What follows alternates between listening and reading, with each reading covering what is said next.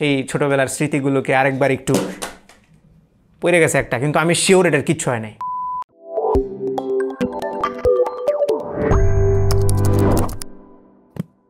আমি বিশ্বাস করি যাদের জন্ম 80s কিংবা 90s হয়েছে বা আমরা যারা মিলেনিয়াল আছি তারা এই লিভিং জেনারেশনগুলোর মধ্যে ওয়ান অফ দ্য লাকিয়েস্ট। কারণ আমরা আমাদের আর্লি লাইফে এমন কিছু জিনিস এক্সপিরিয়েন্স করেছি, এমন কিছু ট্রান্সফরমেশনের সাক্ষী হয়েছি যেগুলো অনেক এক্সাইটিং ছিল। আমাদের চাইল্ডহুডটা ছিল একটা রোলার কোস্টার রাইডের মতো। আজকের ভিডিওতে আমি আমাদের সেই চাইল্ডহুড মেমোরিজগুলো একটু রিভিজিট করব, একটু নস্টালজিয়া জাগ্রত করব। এবং আজকের ভিডিও টপিক হচ্ছে আমার লাইফের ফার্স্ট ফোন কোনটি ছিল এবং সেই ফোনটির অবস্থা এখন কেমন, কারণ ওই ফোনটি এখনও স্টিল টুডে আমার হাতে আছে। আর আমার হাতে দেখতে পাচ্ছেন এখন চারটা ফোন আছে, অ্যান্ড এগুলোই আমার লাইফের যে গোল্ডেন এইজ আছে, গোল্ডেন টাইমস, মানে সেই সময়গুলোর কথা মনে পড়লেই কেমন যেন মুখে একটা হাসি ফুটে ওঠে। সো সেই সময়টাই যে ফোনগুলো আমার সঙ্গী ছিল সেই ফোনগুলো নিয়ে একটু কথা বলবো। সো প্রথমেই আমার লাইফের ফার্স্ট ফোন, যেটা আমি প্রথম আমার ফোন বলে দাবি করতাম যে এইটা আমার প্রথম ফোন, আমার ব্যক্তিগত ফোন, সেটা ছিল এটা Motorola Razr V3। So Motorola Razr V3 2004 সালে লঞ্চ হয়, যদিও আমি 4 সাল থেকে ফোন ইউজ করি না, অন্তত এই ফোনটা ইউজ করি না, এটা আরও অনেক পরে কিনেছিলাম এবং এক্স্যাক্ট ইয়ার আমি ভুলে গিয়েছি। তবে এই ফোনটা 2004 সালেই লঞ্চ হয় and it is still running. মানে হাউ 17 বছর এই ফোনটার বয়স, 17 বছর পরে ওই ফোনটা রানিং। সেটা নিয়ে আমরা একটু পরে কথা বলবো। তার আগে আমি বলি যে আমার লাইফে প্রথম আমি যে ফোনটা হাতে নিয়ে ইউজ করেছিলাম, যেটা আমার ফোন ছিল না, আমার আত্মীয় স্বজনের ফোন ছিল, সেটা হচ্ছে এই ফোনটা। অ্যান্ড আই এম শিওর এই ফোনটা দেখার পরে যে এটার মডেল বলতে পারবে না তার লাইফ বৃথা। হয় সে হচ্ছে 2005, 6 বা 10 সালে জন্মগ্রহণ করেছে, সে হয়তো এটা জানে না। যাদের জন্ম মানে 2000 সালেও হয়েছে তারাও এই ফোনটা চিনবে। এটা হচ্ছে Nokia 1100 অ্যান্ড আমপারা ফোন বলতাম এটাকে আমরা। এই ফোনটা আমি যদিও এই ফোনটা আমার আর্লিয়েস্ট ফোন ছিল না, বাট আমার ব্যক্তিগত ফোন ইউজ করার আগে আমি এই ফোনটা ইউজ করেছি। সো এটা ছিল আমার লাইফের আর্লিয়েস্ট মেমোরিজ ফোন নিয়ে। সো এটাও অনেক পরে, আমি যখন প্রাইমারি স্কুলে পড়তাম তখন 2003-2 এই সময়টার মধ্যে।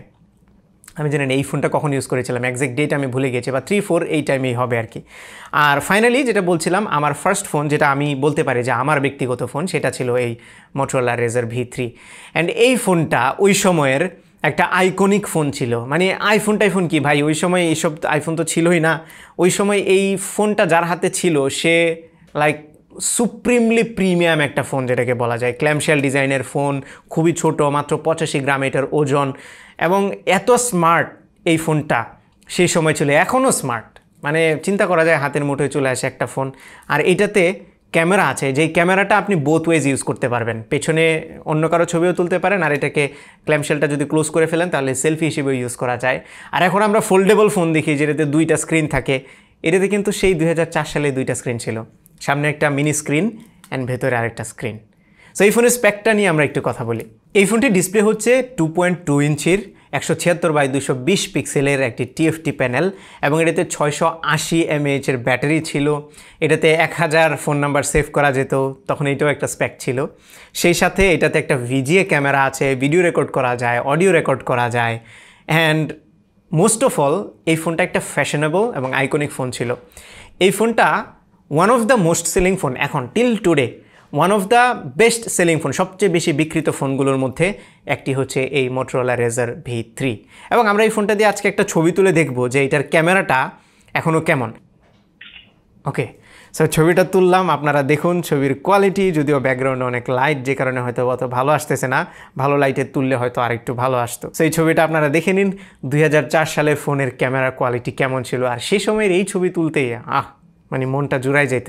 যাই হোক, সো মানে একদমই স্মৃতির পাতায়, আমি জানি না বইয়ের ভাষায় কেমনে বলতে হয়। যাই হোক, সো এই ফোনটির কেসিং এগুলো আমি চেঞ্জ করেছি, যে কারণে একটু নতুন মনে হচ্ছে, বাট এটা অ্যাকচুয়ালি অনেক পুরনো। এই যে সাইডটা যদি দেখায় আপনাদেরকে তাহলে আপনারা বুঝবেন যে সাইডের রং সব উঠে গেছে।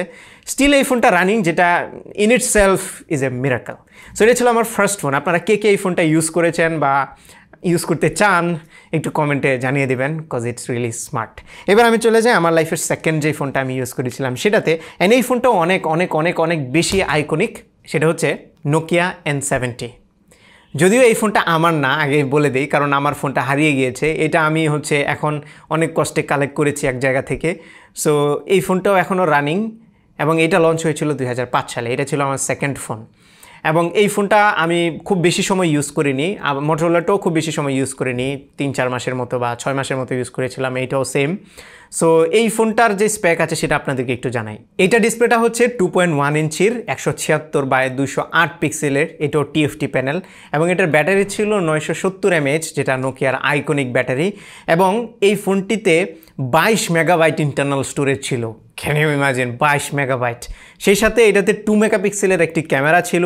ইভেন এটা আমার ফার্স্ট ফোন ছিল যেটাতে সেলফি ক্যামেরা আছে, মানে সামনে ক্যামেরা আছে, এবং এটা সফটওয়্যার ছিল Symbian S60 যেটা, এবং মানে থিওরিটিক্যালি স্পিকিং এটা ছিল আমার ফার্স্ট স্মার্টফোন। এবং এটার ক্যামেরার কোয়ালিটি কেমন আছে এখন এইটা আমরা একটু দেখি। যদি এই ফোনটাতে একটা প্রবলেম আছে, এই ফ্ল্যাশ লাইটটা অটোমেটিক সবসময় জ্বলতেই থাকে, ব্যাটারি খুললে এটা বন্ধ হয়। ও বাই দ্য ওয়ে, পেছনে এটার কিন্তু একটা ঢাকনা টাইপের আছে, এইটাকে ক্লোজ করলে ক্যামেরা ক্লোজ হয়ে যায় এবং এটাকে বের করলে ক্যামেরা ওপেন হয়। যদিও এটা আমার এখানে কাজ করতেছে না এখন, একটু চাপ দিলে তারপরে কাজ করে, বাট এই জিনিসটা খুব কুল ছিল।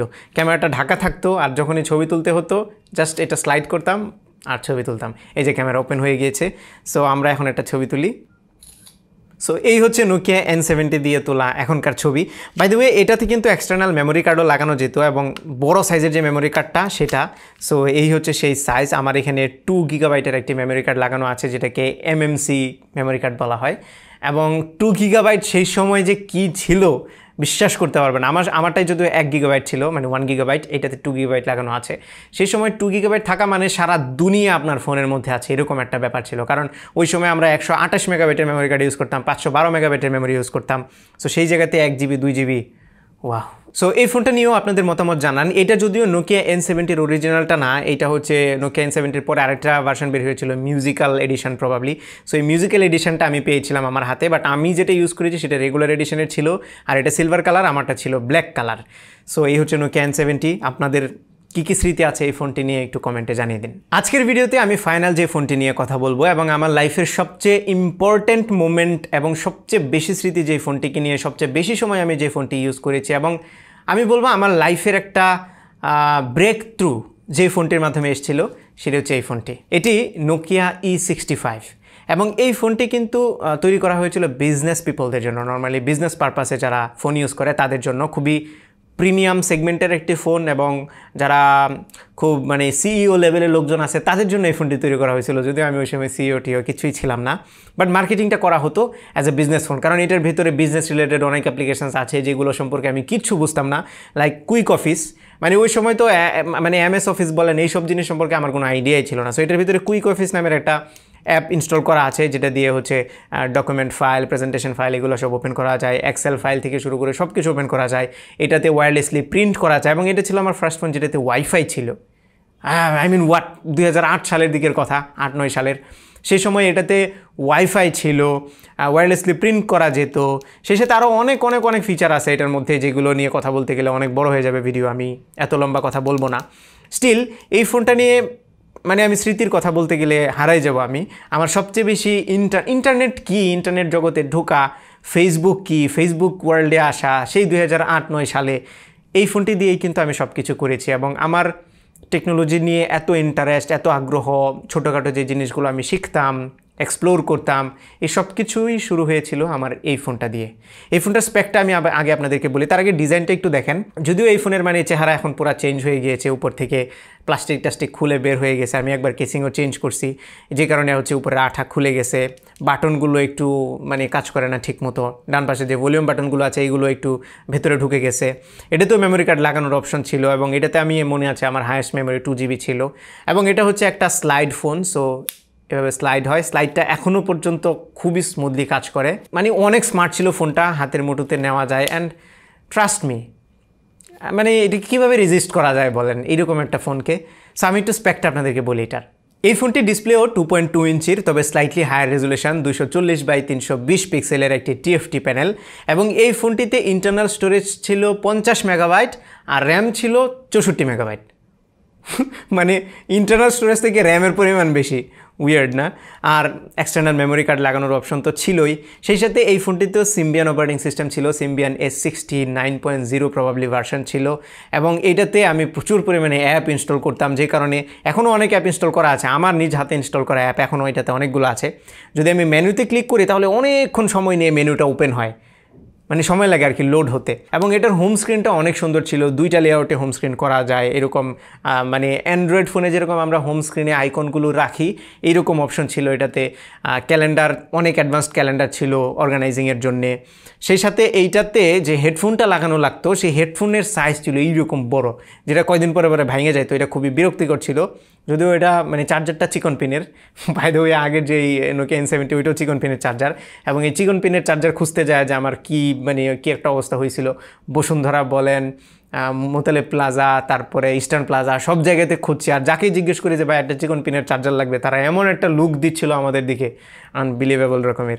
সো চিকন পিনের চার্জার দিয়ে চার্জ দিয়েছি এবং এই ফোনটাও কিন্তু স্টিল রানিং। অ্যান্ড এইটাই সবচেয়ে বেশি ভালো লাগে যে এই ফোনগুলো এত পুরনো, সেই 2008 সালের ফোন, এত বছর পরেও এই ফোনটি এখনও পর্যন্ত রানিং এবং অলমোস্ট সবগুলো ফিচার এখনও পর্যন্ত চলে। সিম লাগাইলে এটা দিয়ে কথাও বলা যায়।